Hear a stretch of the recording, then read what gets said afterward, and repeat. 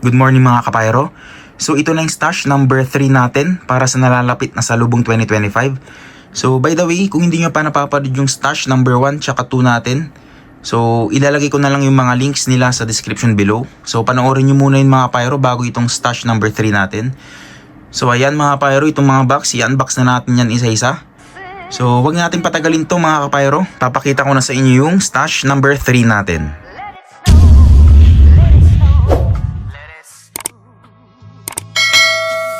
Una mga pyro, so nag-add lang tayo ng sparkler ni Dragon, yan, bali 2 pack. Ito yung Dragon's Magic Wands, yan. So sobrang quality to, isa sa pinaka quality na sparkler. 2 pack yung binili natin, so total meron tayong 3 pakete. Kasi meron tayong isang natira nung ano natin last year, hindi natin naubos. So nag-add lang ako kasi para sa mga kapatid ko to mga pyro, yan. Ang price range nito ngayon, bumaba talaga, nasa 200 to 250. Compared mo nung nakarang taon, umabot mo ng 500 eh. So sobrang taas talaga ngayon, bumaba. Yan, sana tuloy-tuloy na talaga yung mga presyo. So sunod naman mga pyro, ito nag-add din tayo ng isang pirasong conic fountain by Legendary Fireworks. So nung 2021, sobrang mura nito eh. Price range nito dati nasa 200 to 250. So samantalang ngayon, price range nito nasa 350 to 450. Siguro 500 mga ganun. Kasi December na eh. Yan. So sana nga hindi nagbagong effects nito. 9 inches pa rin sana yung ano nito, taas nito. Yan. So isang piraso lang binili natin, pang testing lang. So next, ito isa rin sa, actually parang last year lang nilabas to eh. Peacock Romantic na pa-fan yung effects nito na fountain. So binili ko to kasi di ko pa natetesting, tsaka maganda talaga yung effects nito. Yan, testing natin. So price range nito ngayon bumaba din ng konti, nasa 750 to 900 mga ganun.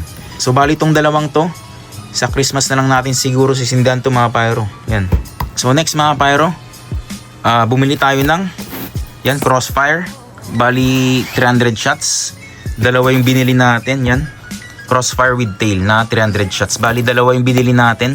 So pagsasabayin natin tong dalawa, bali 600 shots by Tiger Fireworks. Yan, Black Tiger yata yung tawag nila dito. So ito yung pampaingay din natin mga pyro pagsasabayin natin tong dalawang to. So ito yung pinakamurang Crossfire ngayon na mabibili na 300 shots kasi ang price range nito nasa 900 to 950 or 1,000 mga ganun na. Compared mo sa mga Diamond na 300 shots nila nasa 1,000 pataas. So ito yung pinakamura. Tsaka parang ngayon lang yata to nilabas eh. Ngayon ko lang na nakita to. So testing natin yan mga pyro. So yan, next. Ito yung mga aerials natin, Guiding Light by Dragon Fireworks syempre. So 16 shots na medium caliber. Yan yung loob niya. So itong taas nito last year eh, umabot to ng 1,200 or 1,300. So ngayon price range nito nasa 750 to 850. Yan, sobrang bumaba. So next, ito yung kapatid niya, The Crystal Palace, pero 25 shots naman to. Yan. So price range nito ngayon, itong The Crystal Palace, nasa 850 to 950 yan. So bali itong apat na to, itong mga fountain natin tsaka itong dalawang aerials natin, sa Pasko na lang natin to siguro sisindihan mga pyro, para pagdating ng salubong mga big kicks na lang yung sisindihan natin yan. So yan, ito yung mga ano natin mga pyro, mga aerials, Crossfire, sparkler tsaka fountain. So next, sa pinakalas natin na stash na binili, so ayusin ko lang. Yan mga pyro, ito na yung ano natin, bombshell. Kitang kita nyo, DBF. So Dragon's Blooming Flower, bali isang case to. Sa isang case, nasa 12 pieces yung laman nito. Yan, 12 pieces.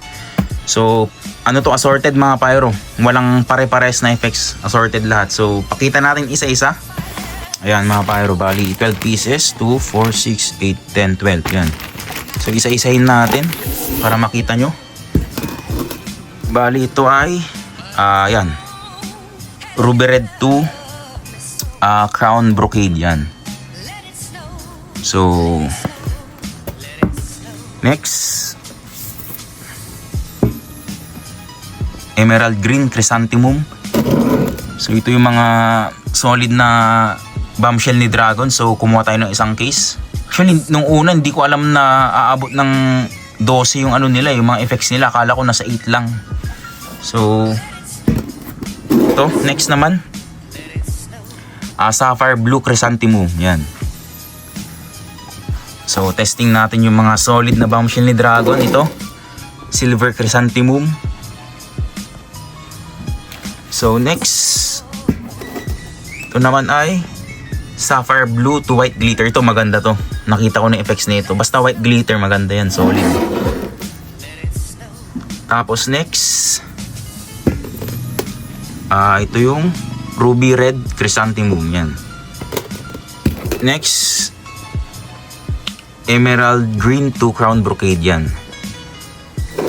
So para sa akin, pagdating sa Crown Brocade, wala pa rin makakatalo kay Dragon. Para sa akin lang yun, ha. So sobrang tagal, tsaka as in na ano, talagang buong buo, hindi tinipid sa stars.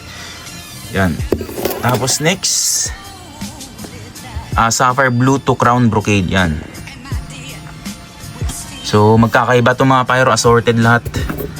Tapos ito ano lang to eh, ngayon ko lang nakita to, itong stained glass na effects. So hindi ko alam kung yung effects to. Testing natin to mga pyro. Ito yata yung effects niya. Yan, sobrang ano, parang pa-rainbow, makulay. So next, ito yung Emerald Green to White Glitter. Yan, mahilig kasi ako sa ano eh, white glitter na effects, kaya yan.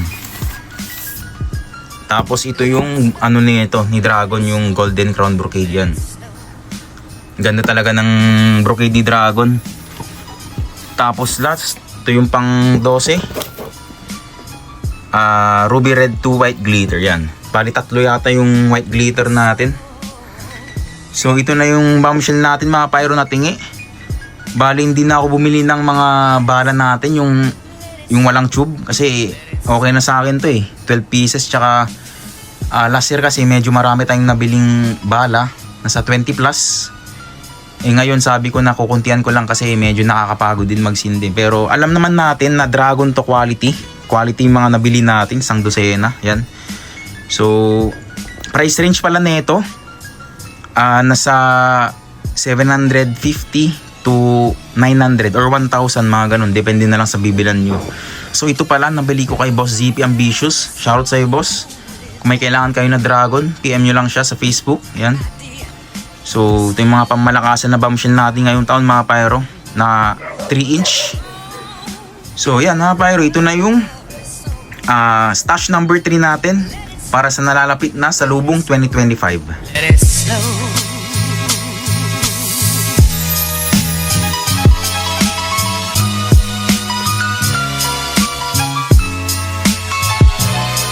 So ito na nga yung stash number 3 natin mga pyro para sa nalalapit na Salubong 2025. So para sa akin, siguro ito na yung last stash natin, kasi medyo okay na yung mga nabili nating stash. So panoorin nyo na lang yung mga stash natin mga pyro from 1 to 3. So bali yung full stash reveal natin, siguro sa end ng December, mga December 28, mga ganun siguro. Depende na lang kung hindi tayo mabisi. Isasama na rin natin yung mga natira nating paputok. Basta lahat ng mga stash natin is lalagay natin doon, papakita natin sa inyo. So maraming salamat sa inyo mga pyro sa laging panonood, pagsubaybay.